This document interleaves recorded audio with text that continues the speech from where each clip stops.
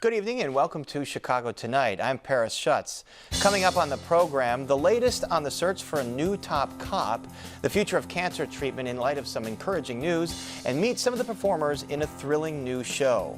But first tonight, Chicago's popular 606 elevated trail has helped property values in the surrounding neighborhood skyrocket. But could it be too much of a good thing? Several aldermen now say they want to hit pause on some development around the trail because they say it's leading to displacement of residents. But the proposal has garnered its share of criticism, including from Mayor Lori Lightfoot. So, is a moratorium the right option to combat gentrification in Chicago? Joining us are 35th Ward Alderman Carlos Ramirez Rosa, one of the ordinance's co-sponsors, and 2nd Ward Alderman Brian Hopkins, who has voiced concerns about this proposal. Welcome back, both of you, to Chicago Tonight. How are you? Hey, all right, Alderman Rosa, tell us what your ordinance specifically is calling for with respect to development around the 606. So the area around the 606 is leading the city right now in terms of demolitions and deconversions, 5th highest in terms of the 77 community areas. And what this ordinance seeks to do is put a pause on demolitions and deconversions to make sure that we're helping to preserve the 2 flats and 3 flats, which provide so much of the affordability in our neighborhoods. Chicago is characterized by gentle density. It's a variety of housing options that make sure that we have affordable options in our community. And when we lose those 2 flats and 3 flats to single family homes, we see decreased enrollment in our schools, which leads to cuts. We see that it's harder to maintain a thriving commercial corridor because there's just less people to shop there. And ultimately, we see the displacement that negatively impacts our communities and reifies segregation in the city of Chicago. So it's a pause for 6 months on demolition and these deconversions. Alderman Hopkins, do you believe this is the right approach? No, I don't, although I share the goal of continued economic growth in all communities across the city and also making sure that our neighborhoods are diverse, thriving communities and our affordable housing stock is preserved, especially 2 and 4 flats. But we need to be able to do that in a way that doesn't compromise the rights of private homeowners who wish to sell their property, especially when they've lived there in the neighborhood for a long time. They're invested in the neighborhood. They want to sell their property to benefit from the economic growth. They should have the right to do so. Alderman Rosa, what about that? You have the right to sell it underneath this ordinance, but anyone that purchases knows that for 6 months, if you plan to purchase that property to demolish it, you won't be able to do so. But the goal is that within those 6 months, we will be able to work with the housing department, the law department, and colleagues to figure out an optimal policy to preserve affordability in our communities and preserve that gentle density that characterizes our neighborhoods. Other cities have done this. Some say a homeowner has owned for years and years there and they want to sell to a developer that wants to convert it to a single family home because they think they can make more money. You say they shouldn't have the freedom to do that. I'm saying that converting so many properties around the 606 to single family homes is not in the best interest of our neighborhoods or in having thriving communities. And that is why so many other cities have pursued this demolition moratorium approach.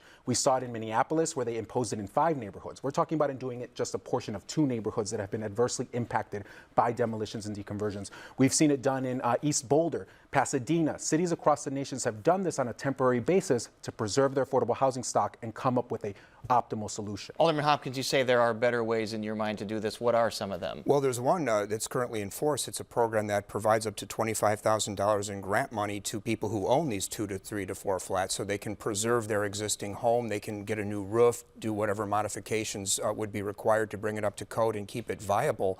That's a program that is funded by money from the Low Income Housing Trust Fund. It should be expanded, it should be promoted, and some of these homeowners along the 606 right now that are considering selling because they'd rather get money than put money into their home could take advantage of a program like this, and it helps keep a community stable. We can also take steps to allow for illegal basement conversions to come into compliance. There's many of these examples all throughout the communities surrounding the 606 where basements have been converted into illegal apartments and homeowners are afraid of being caught. We should work with them. It's a good thing to turn these 2 flats into 3 flats, etc. And we should be looking for a way to legalize basement conversions. Alderman Rosa, your initial ordinance, I think you wanted a 14-month moratorium. You wanted to stop permits for new construction and stop zoning from going from a 3-flat, 2-flat to a single-family home. All of that is out of this compromise ordinance, so is it still going to accomplish what you want? Absolutely. The primary goal is to hold those 2 flats and 3 flats and stop the demolition, and to pursue solutions like the one that my colleague just put forward, legalizing those coach house legalizing those garden apartments, which can help provide homeowners with the income they need to be able to afford their property taxes and stay in their homes. But we don't have the solutions in ordinance form yet. And so in the meantime, that's why we're pursuing this short-term 6-month demolition moratorium, the same way other cities have done. We saw one city had a 45-day demolition moratorium, and then they decided to extend it through November 2020. So the options are there to extend it if we don't see the citywide solution that we're looking for. But for those 6 months, we know that those 2 flats and 3 flats will be protected while we help connect homeowners with resources. Before we go further, let's take a look at a map that shows the zone where this moratorium would take place. So why are these the boundaries? So Humboldt looks like it's the eastward boundary. 606 goes all the way to Ashland. How come those are exempt? Well, first of all, this is a solution that was proposed by Logan Square Neighborhood Association. So they initially wanted a demolition fee that would be paid into a fund. So if you demolish or deconverted a 2-flat or 3-flat into a single-family home, you'd have to pay a fee, and that fee would help build affordable housing.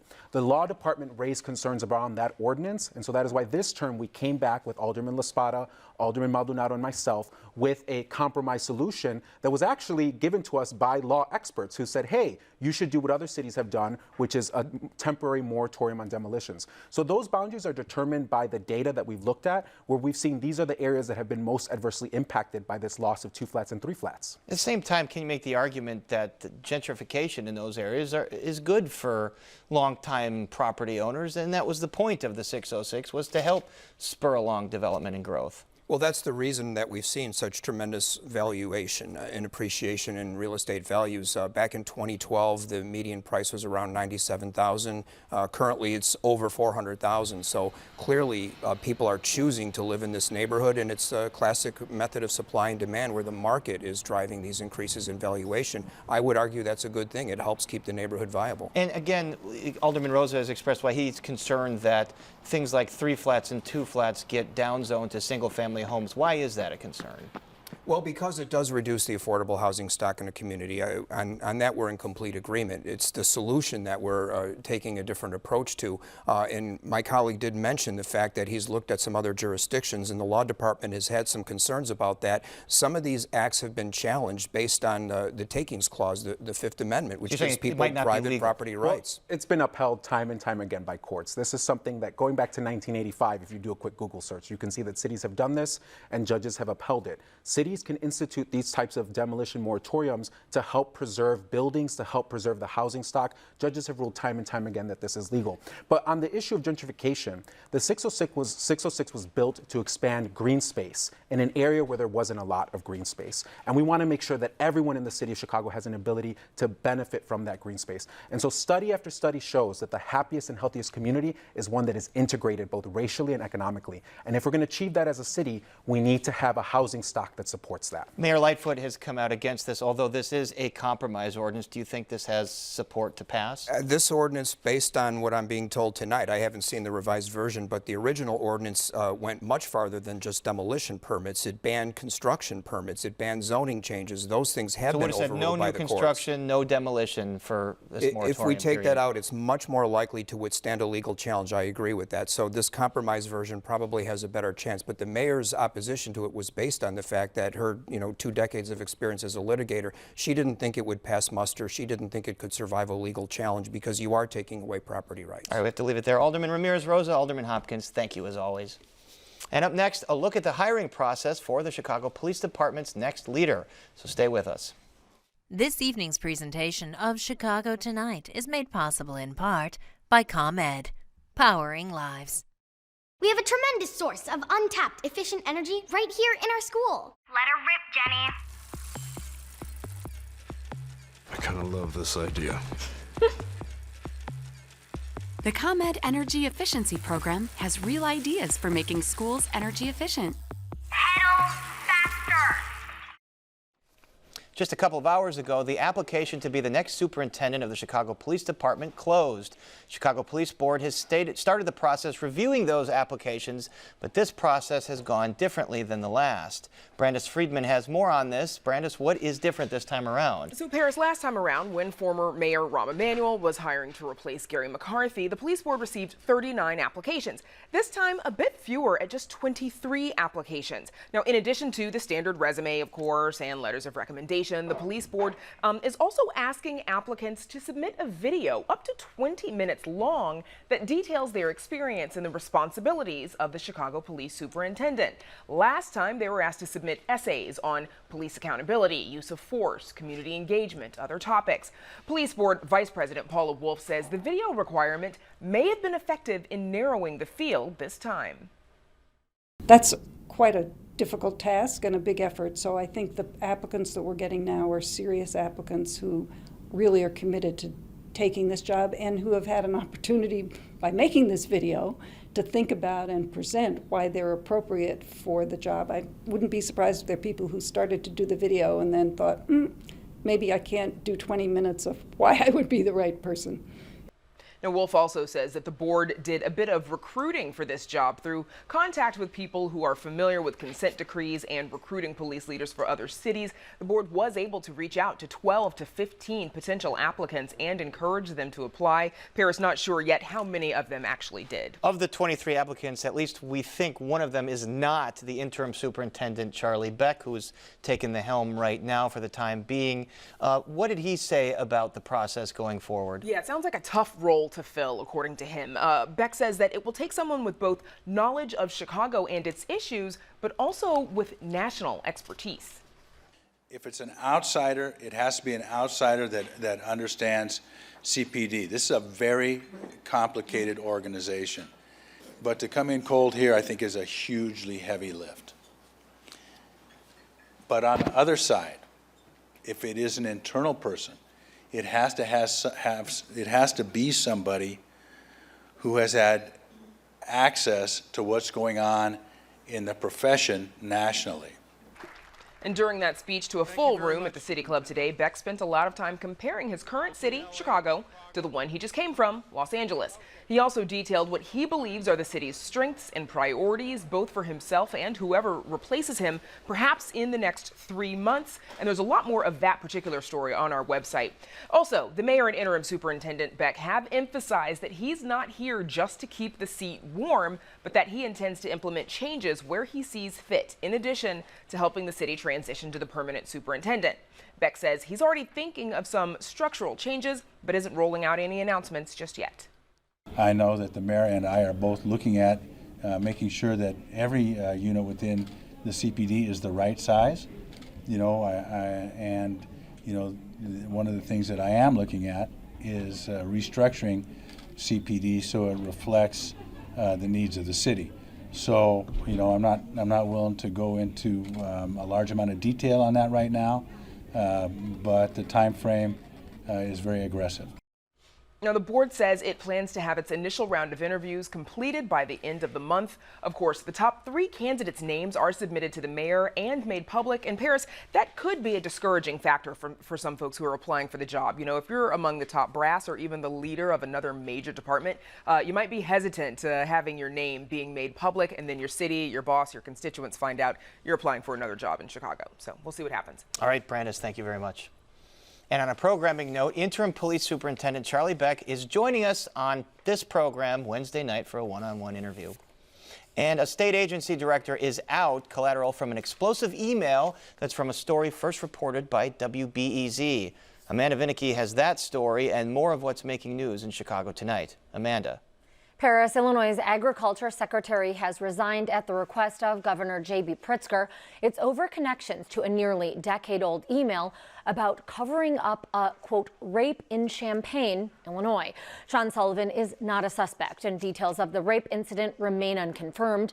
But Sullivan acknowledges being aware in 2012 of the email sent by Mike McLean, a lobbyist and confidant of House Speaker Michael Madigan, that advocated for a state employee, praising the fact that that worker kept quiet about a rape in the central Illinois city. Sullivan, then a state senator representing the district the worker was from or near there, says he never read the email thoroughly. At the time, he was in the midst of a re-election campaign while also traveling to Baltimore for cancer treatment. In a statement, Pritzker's spokeswoman says the governor was disturbed that in 2012 Sullivan did not handle the email appropriately, including not alerting authorities. The Chicago Tribune reports state investigators are looking into whether the rape in the email was in reference to a prisoner who had been released early under then Governor Pat Quinn's administration, only to sexually abuse a girl 3 months later. Buyouts are coming to the Chicago Tribune just months after hedge fund Alden Capital became Tribune Publishing Company's largest shareholder. Alden's known for cutting newsrooms. In a letter to employees, Tribune Publishing's president says the voluntary buyouts are meant to avoid the last resort, company-wide layoffs. Knight writes that the company is navigating industry-wide headwinds, but he's optimistic about 2020. Employees are eligible for the buyouts if they've put in as few as 8 years with the company. The Archdiocese of Chicago says low enrollment and financial difficulties are behind its decision to close 5 Catholic schools. The schools that will shut down after this school year include St. Colette in Rolling Meadows, St. Jane de Chantal in Chicago, St. Joseph in Round Lake, St. Louise de Marillac School in LaGrange Park, and St. Maria Goretti School in Schiller Park. The Archdiocese of Chicago Catholic Schools remains one of the country's largest private school programs, with 71,000 students attending 205 schools in Cook and Lake counties. As for the weather, a slight chance for some snow tonight, otherwise cloudy with a low around 32. Then cloudy again tomorrow with drizzle in the morning and a high near 39 degrees. And now, Paris, back to you. Thank you, Amanda. Still to come on Chicago Tonight. After 41 years in public service, Illinois Senate President John Cullerton is stepping down. He'll reflect on his life in politics and what's next. How improved disease screening and breakthrough treatments are giving cancer patients new hope. High-flying acrobatics and vocals from new cast members of Teatro ZinZanni. As artificial intelligence becomes more widespread, the White House lays out best practices for the technology. And we peek inside Chicago's first and only tool library, where city residents can borrow items like a miter saw. But first, some of today's top business headlines. Here's Crane's Chicago business editor, Ann Dwyer. Thank you, Paris. Jewel Osco's corporate parent is again deciding whether it should go public. Albertsons is expected to announce in a few weeks whether it will proceed with an initial public offering of stock, which could be valued at around $19 billion. Sources tell the Wall Street Journal the grocery giant has been updating IPO documents confidentially filed with the SEC. In 2017, Albertsons scuttled IPO plans following a failed courtship of Whole Foods, which was later sold to Amazon. Meanwhile, David Calhoun officially takes over as the new CEO of Boeing today, but the longtime member of the company's board is already making his presence known. Bloomberg reports that Calhoun pushed to release a raft of internal messages last week that exposed strife within the team that developed Boeing's ill-fated 737 MAX and cast the company's commitment to quality and safety in doubt. This appears to be just one effort to give the company a PR makeover in the wake of 2 fatal crashes, as well as the failed launch in December of Boeing's Starliner spacecraft. And finally, liquor giant Diageo has bought a stake in a local maker of alcohol-free spirits, Ritual Zero Proof, which bills itself as the first non-alcoholic brand to serve up a realistic alternative to gin and whiskey, has attracted an undisclosed investment from Diageo, the world's biggest liquor producer. Ritual Zero says it plans to use the Diageo investment to double its product lineup and expand sales to at least 25 states by year-end, from the current footprint in Metro Chicago.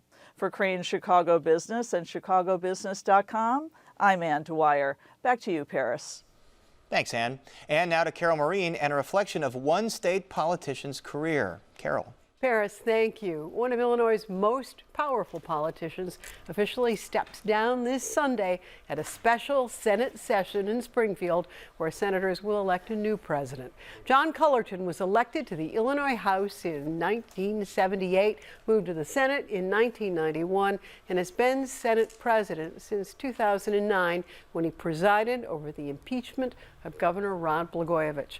Joining us to reflect on more than 4 decades in public service, State Senator John Cullerton. Welcome back to Chicago Tonight. Good to be here. I have to start with the news. You heard Amanda Vinicky, John Sullivan, the Ag Commissioner, is out. More of this continuing bombshell of WBEZ referencing an email about a rape and ghost payrolling, a cover-up involving a top state ComEd lobbyist, Mike McLean. Is it, in a nutshell, what a lot of people really feel about Illinois government, that it's clout and corruption and cronyism and Me Too? It's a horrible stain on our reputation. You know, I've counted up the number of people I serve with. It's almost 1,000 people that I've served with over 41 years. And the overwhelming supermajority of those people are honest people. And yet there's some people who have been getting in trouble, and it really dominates the news, and it affects how people look at us. I need to know more about what happened here. John Sullivan is a colleague of ours. He was a great state senator, represented a Republican district, by the way, and they couldn't beat him, the Republicans. He was just so well respected. So I don't know enough about the details of what happened, but I hope I can't believe John did anything wrong. I really don't. I don't know anything more than that, though. But what you do know, I mean, because this federal investigation is all around us, it's reached into 3 people in your own chamber, including a distant cousin. Right. Have the feds talked to you or you to them about any of this? No, that's not the case, but obviously I want them to get to the bottom of this, and we have a ethics commission that we started to see if there's anything we can do legislatively to try to make changes that discourage people from getting in trouble like this. Again, I come back to it, though, that so many people I serve with that you know, are honest, hardworking people. The bulk, whether you agree with them or not politically, they're down there to do the right thing, and we're all affected by it adversely, of course. We'll get back to the ethics thing for a second. As you reflect on all of these years in Springfield, is there one thing more than any other thing that you see as a principal accomplishment? Well, for me, personally, I go back to when I first started. I got married in '79, and I got sworn in '79. And so right after that, we had a first child, and I handed that child over to my wife, and she carried her in the front seat as we drove home, no car seats. And the next year, I figured out what about car seats and passed the state's car seat law. Later, after that, passed the seatbelt law. When only 15% of people were wearing seatbelts, we were able to cast that bill. It wasn't easy at first. So anytime you can pass a bill, it comes up with cigarettes, that same deal. Anytime you can pass a law where you know you're protecting health and saving lives, it's very, very powerful. It really is, and that's I'm very proud of. So tobacco has been one of your real crusades, Thank God I right? never started, and I just know how much it hurts people. I know it cost us billions of dollars. It addicts people, and what we can do is stop children from starting. The governor this year proposed, or last year now, proposed a quarter increase in the cigarette tax. The advocates, the health folks, lung cancer, heart, they said that doesn't change behavior. If you make it $1, people will actually stop. So we did. We made it $1, and I'm actually very proud of the fact we also passed a tax on the e-cigarettes for the first time in Illinois, which is another problem. You believed in negotiation, you believed in compromise, but you know, legislation passes out of your chamber and goes very often over to the House to die. Yeah.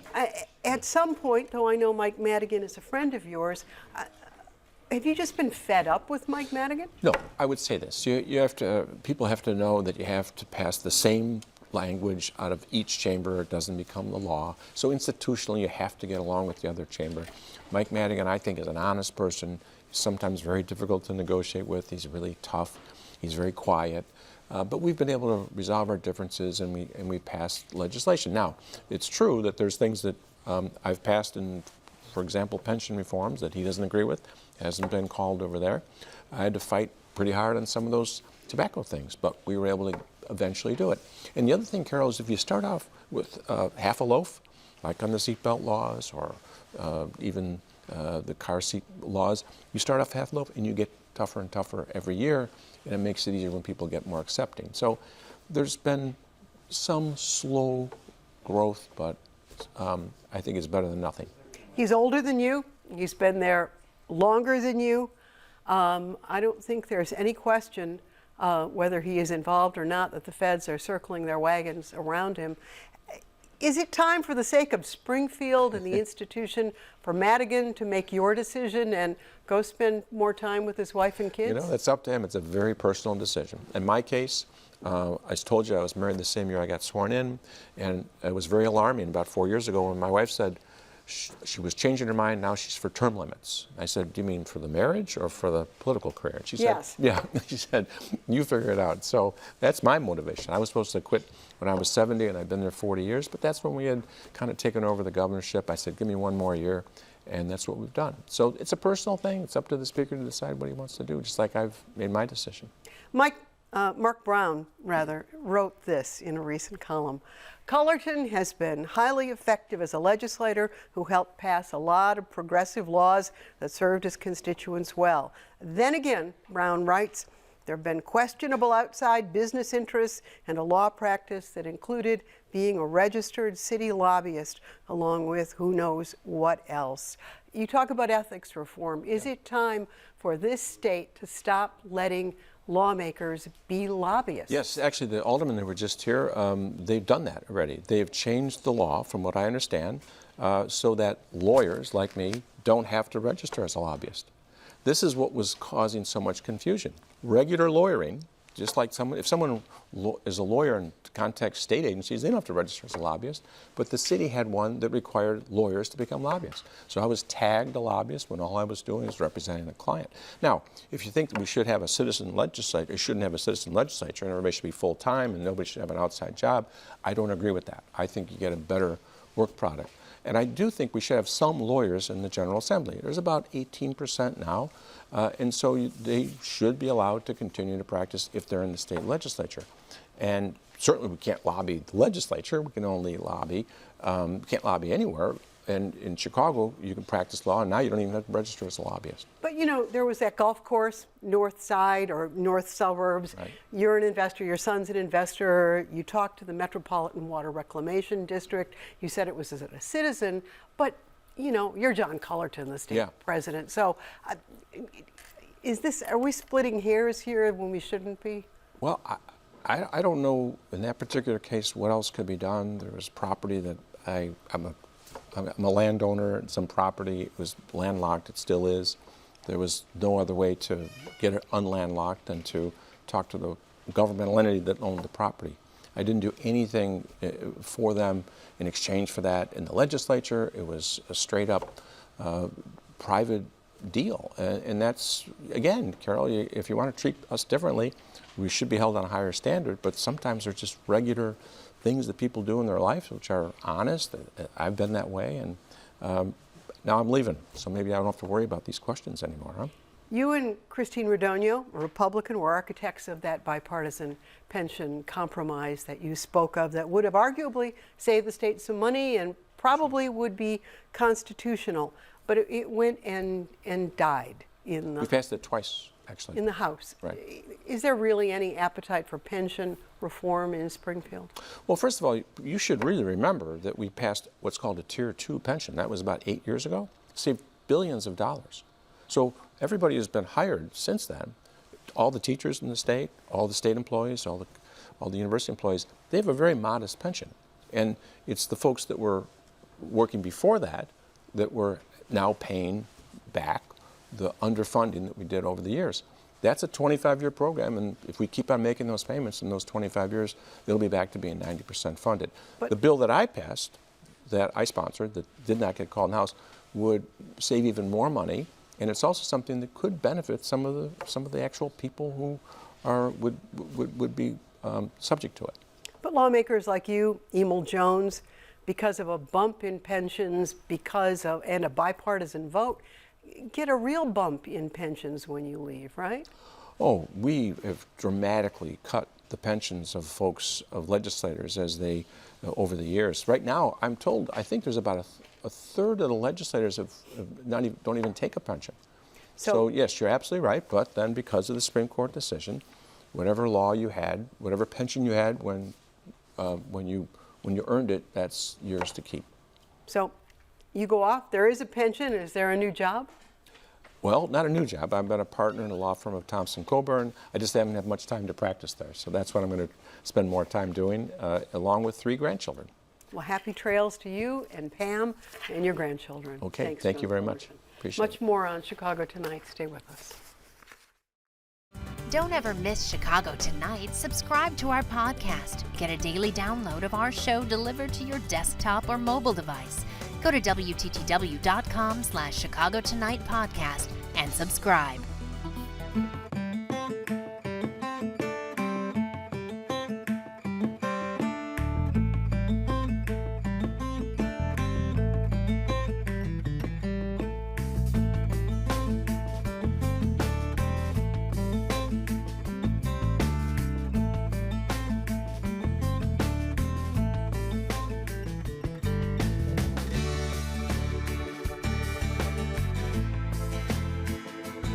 Now we go to Brandis Friedman with a surprising yet encouraging finding out of the American Cancer Society. Brandis.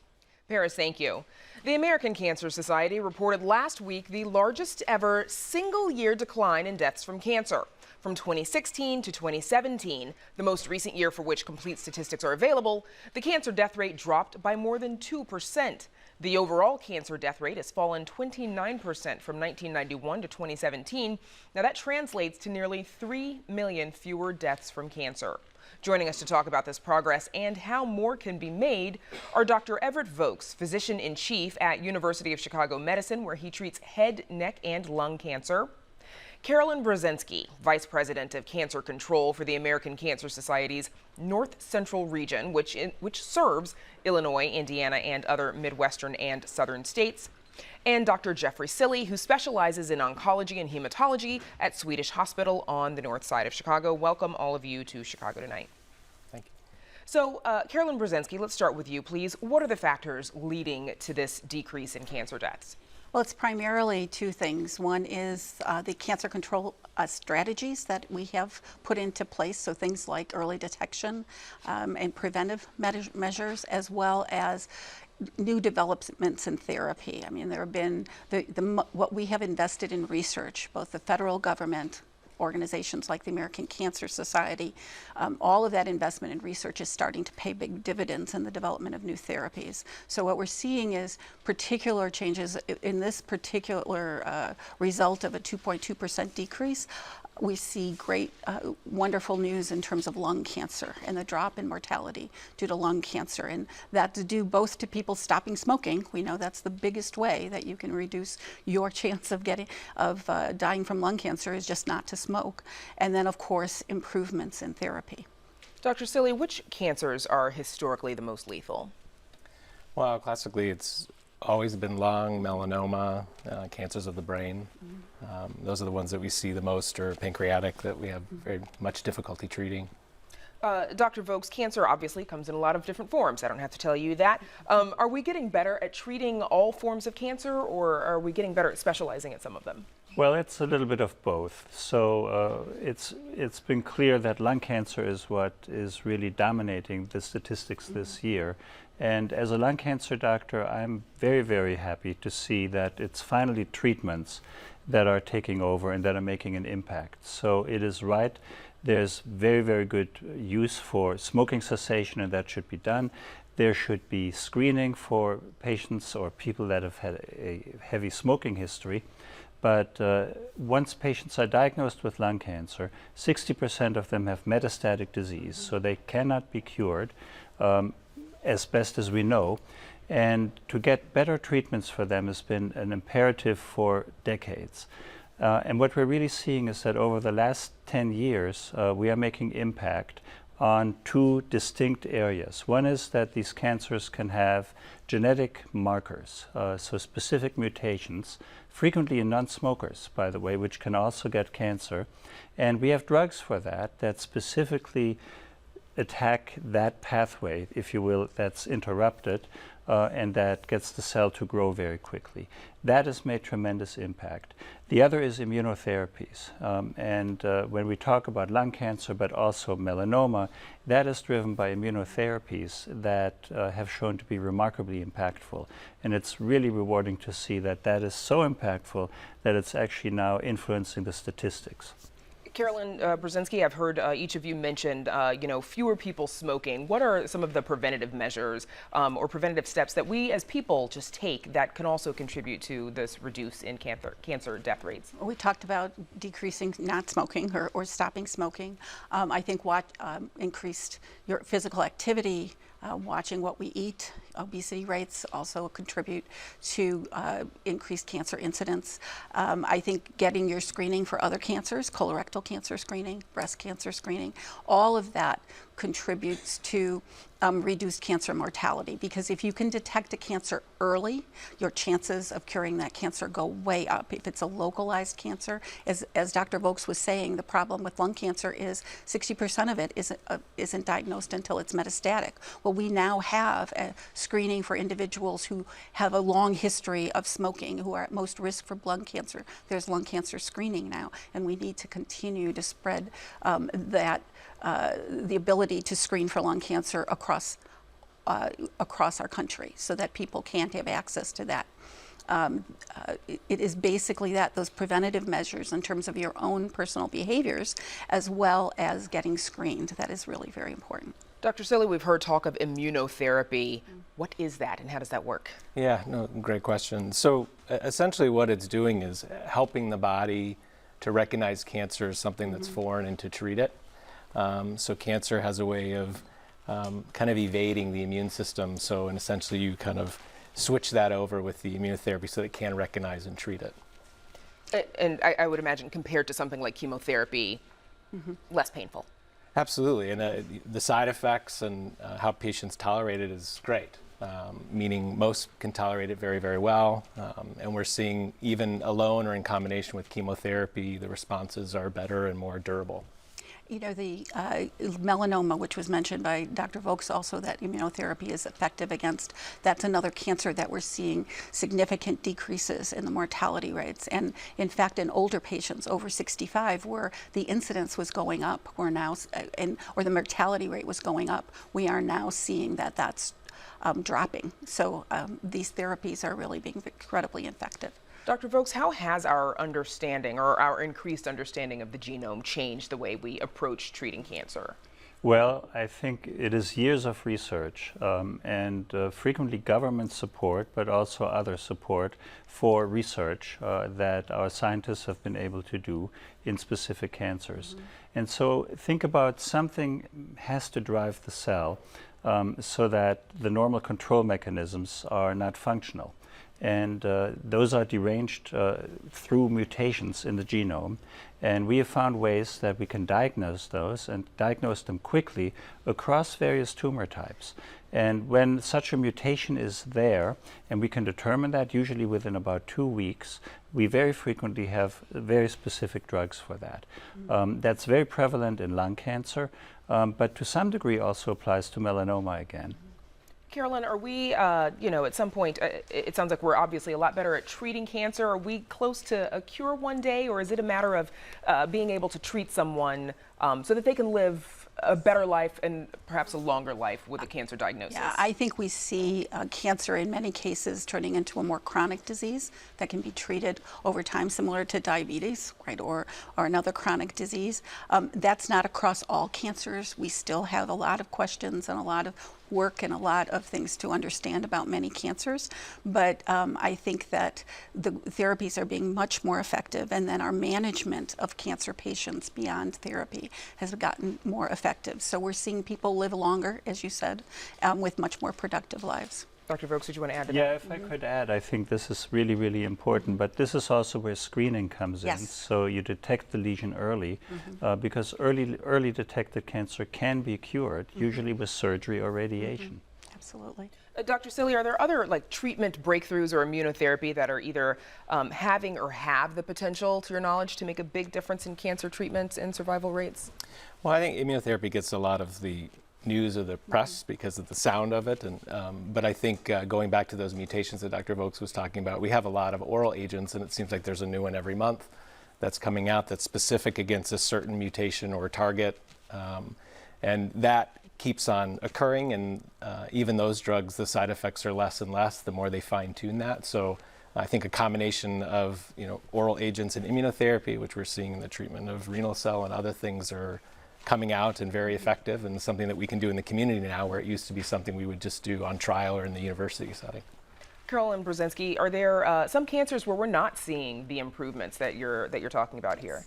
Yes, we still have cancers that continue to cause problems in terms of finding effective treatments. We are still seeing rises in some cancers like pancreatic cancer, liver cancer, which are harder. They're harder because we do not have an early detection technology for them, and so more research into how we might be able to detect these cancers early is also effective, along with obviously research into treatment for those individuals that are diagnosed, no matter what stage they happen to be at. So there continue to be these cancers that are just harder nuts to crack, and that we have to continue to do research. Dr. Silly, the survival rates for some demographics, like by race and gender, can differ. Tell us a little bit about that, and how many people can die maybe as just a lack of access or knowledge?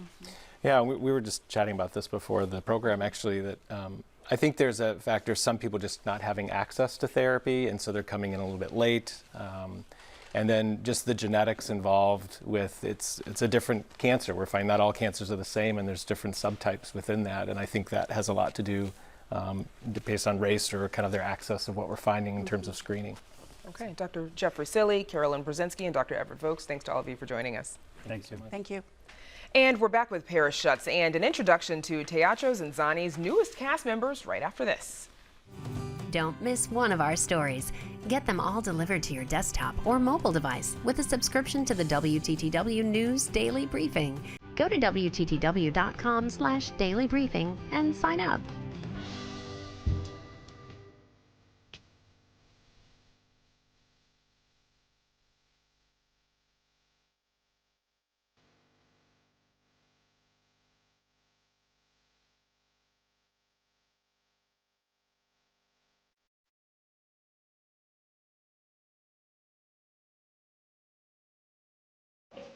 Circus arts, comedy, and cabaret come together in Teatro ZinZanni, now 6 months into its run. The show has completely juggled its cast. New performers include 2 people with Chicago ties, but very different backstories. One came from a West African school for acrobats. The other grew up in Peoria, Illinois, and wound up a protege of Prince. An acrobatic strongman rehearses his gravity-defying act. His name is Alsani Sila, and he moved to Chicago in 2016. I'm from Guinea, West Africa. I came when I was young and with the company. So actually, I started circus since I was 9 years older. Though he lives and works in Chicago, Sila is in demand all over the world. He first studied his craft at the Center for Acrobatic Arts in his hometown of Conakry, Guinea. My country, we have a lot of circus community over there. We do a bunch of tumbling and human pyramid. He moved to Canada, then to Chicago, and he had to adjust to the local weather and culture. The weather, everything, and the culture was different. So, I had to, try to get used to. He also teaches acrobatics and works as a personal trainer. When training, he told us he does not use weights. I don't lift the weight, so most of my training is body weight training and calisthenics, and lifting your own weight, and also building the strength and core.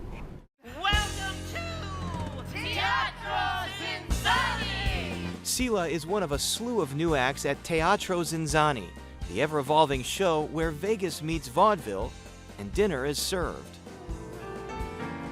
A thrill that I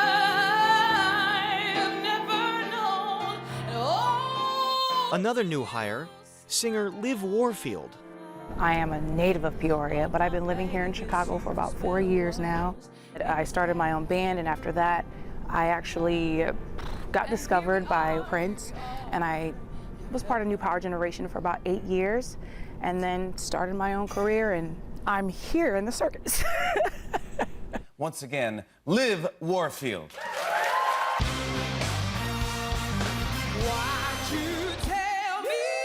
She toured with Prince, and he was executive producer of her album The Unexpected. We asked her what it was like to be in Prince's orbit. He's a supernova.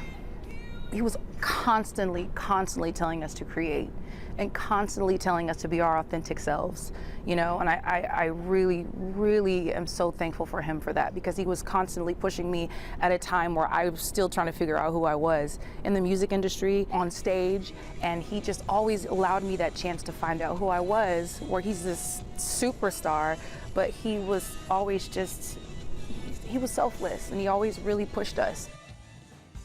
Warfield has high marks for her fellow artists in Teatro ZinZanni. We have a crazy cast. There are all kind of feels you get from this place. When you come here into this tent, you just have to surrender yourself to it and know that you're gonna expect the unexpected, basically. Alseni Sila told us that the audience is an important part of the show. I want them to feel like we're doing together.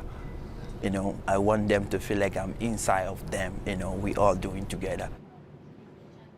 Teatro ZinZanni's new cast performs 6 days a week in a show called Love, Chaos, and Dinner.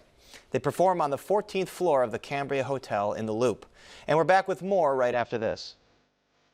Chicago Tonight is made possible in part through the generous support of the Julius Frankel Foundation.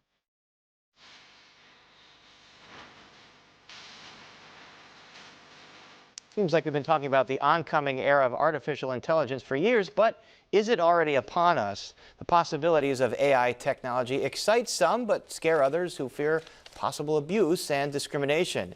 In a memo sent to agencies last week, the White House is promoting what seems to be a softer, hands-off approach to regulating AI technology. Joining us to offer his insights is Christian Hammond, professor of computer science at Northwestern University. Welcome back. Oh, no, thanks for having me. All right, first off, let's just define artificial intelligence in its most basic form. It's actually really simple. It's the idea of a system that does something that if a human being did it, we would think of it as intelligent. And the question is, well, what do we do that is intelligent? Well, we can understand language. We can actually produce language. We can make decisions. We can recognize things in the world. We can do a little bit of predicting about what's going to come next. The light, it's turning yellow, you know it's going to turn red. And, but all of those things are in what's now part of modern AI. And AI is all over the modern world. What are the most common ways that ordinary citizens are interacting with AI technology every day? Anything you do online has an AI component to it. So Google search has AI. If you have Gmail, and at the bottom it says, oh, here are the three, you get a piece of mail and it says, you could say yes, you could say no, you could say maybe later. That's a system that's looking at all the text and figuring out what you might say and giving you that prediction and helping you.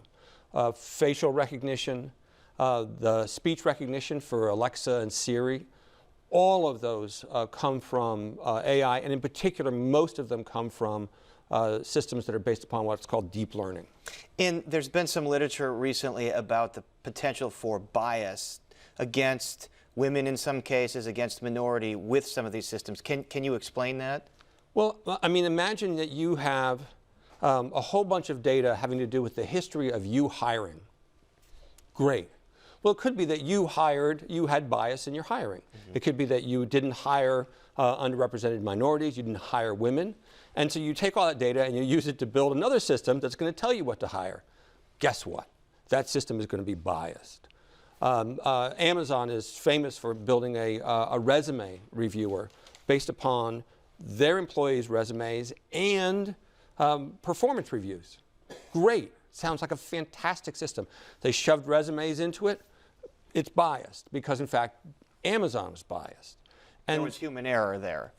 Well, it was human error, but it's a common human error, and that is we train things to know what we know.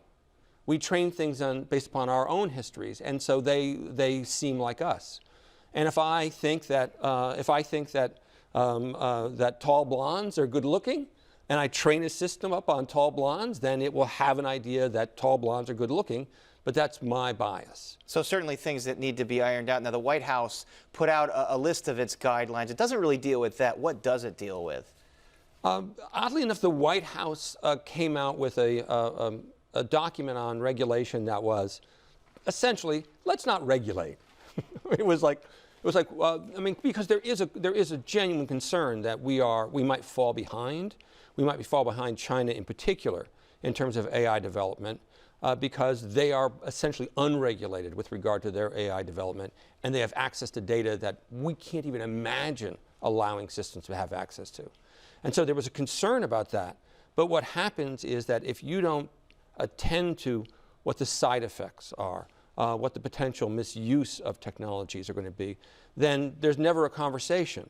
And so if there's never a conversation, then you don't see those ill effects until they actually occur, and that's never what you want. And of course they are occurring in China. China is gathering reams of data on some of the ethnic Uyghurs that are being persecuted.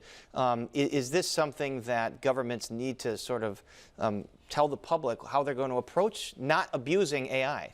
Absolutely, absolutely. And I think the important thing is to understand that the Chinese oppression of the Uyghurs using facial recognition, so you can go through a group and you capture everyone's face, and now you know where they are going to be forever, and you've got that facial recognition. So the White House has said nothing, dispelling any concerns in this country that it won't go down that road. Not even vaguely. But what you need to do is you need to say they have one line about we want to support the values of this country. But there's no embodiment of that in the regulation, and there is never a notion of well, what do we care about? We care about fairness, we care about openness, we care about access to justice. There are all these things we care about, but they're never given voice in the document. And even if the document said, look, we don't know what to regulate yet, at least giving voice to those things would be fantastic, would be a tremendous step forward. And it's interesting, for me in France right now, it's illegal to use the technologies of prediction, a core AI technology, if you're doing anything with the judicial. So you can't use it, if you have a system that can look at all the arguments that went before a judge and figure out from the text how to craft an argument for that judge, you can't use that technology. Now, I actually think that making it completely illegal is not a great idea, but it elevates the conversation. Now we can talk about it. San Francisco making facial recognition. It's not part of what you're allowed to do with law enforcement. Again, I don't agree with that, but it elevates the conversation. And what you need to find for systems like AI, you need to find a way to elevate the conversation to the level of how are we using it? It's not the technology that matters. It's the utilization. And if the way we're using it is counter to what we believe in, then we have to find a way to stop that. And that's the thing that is absolutely silent in this memo. All right, Christian Hammond, it's mind-boggling, all the things that we have to think about with this technology. Thank you so much. Oh, no, thank you. There's a library in Chicago, and it's stocked with pretty much everything but books. Jay Shefsky recently gave us a tour. Here he is with another look. Need a miter saw? What about a sewing machine or an iron? Welcome to the Chicago Tool Library. A tool library is a lot like a book library in the sense that it's a community space where people can borrow things. But instead of borrowing books, people are able to borrow sewing machines, hammers, drills, all sorts of equipment that they might not own themselves. This might be Chicago's first and only tool library, but there have been others all over the world for decades. One of the first, the Tool Lending Library in Berkeley, California. That's where Chicago Tool Library co-founder Tessa Wierk was first introduced to the idea. It's really exciting and unique in the sense that it is part of the public library system. So if you have a public library card in Berkeley or in Oakland, you can borrow tools. It's just that simple. Chicago's tool library isn't quite there. But for now, those who need a tool sign up for a membership with a pay-what-you-can fee. The recommended amount is $1 for every 1,000 you make. Then you can borrow up to 7 tools a week. And there's quite a range to choose from. We have woodworking tools, we have gardening tools, we have power tools, we have a lot of saws, we have some kitchen supplies, things like crock pots, and what else do we have? Pasta machine, pasta maker. The Chicago Tool Library opened its doors a couple months ago, after about a year of surveying city residents for their opinions, racking up tool donations, and raising money on a crowdfunding website. I recently have borrowed a paper shredder, a drill, a circular saw. I think that's what I borrowed so far. Co-founder Jim Benton had his first experience with a tool library in Portland, Oregon, where he volunteered and eventually became a board member. It made me think about the way that groups of people could accomplish things differently. I want you to listen to the scientists. The co-founders say in a time when there's more focus on the environment, everything from policy making to recycling, a tool library is a simple way to better the world. We're not alone in thinking that, and I think that there's definitely a huge piece of the tool library movement that is concerned with climate change. Thinking about, does everybody really need to own their own drill? Does everybody really need to own their own lawnmower? A lot of people agree no. A drill was, in fact, Tessa's last and only borrowed tool, but I'll be borrowing more, I'm sure. For Chicago Tonight, this is Jay Shefsky. The Chicago Tool Library first opens its doors in September. It's funded through donations, grants, and membership fees. For now, the library is located in Bridgeport. It's open Thursdays and Sundays, and you can find out more on our website. And that is our show for this Monday night. Please join us tomorrow night live at 7. And we leave you now with some more of Liv Warfield of Teatro ZinZanni. Now, for all of us here at Chicago Tonight, I'm Brandis Friedman. And I'm Paris Schutz. Thank you for watching. Good night. Before the day I met you, life was so unkind. 'Cause you're the key to my peace of mind. 'Cause you make me feel, you make me feel, you make me feel like a... Closed captioning is made possible by Robert A. Clifford and Clifford Law Offices. Robert Clifford is the honoree of this year's Illinois Bar Foundation's annual fundraising event that raises money to enhance the availability of justice for those without attorneys throughout the state.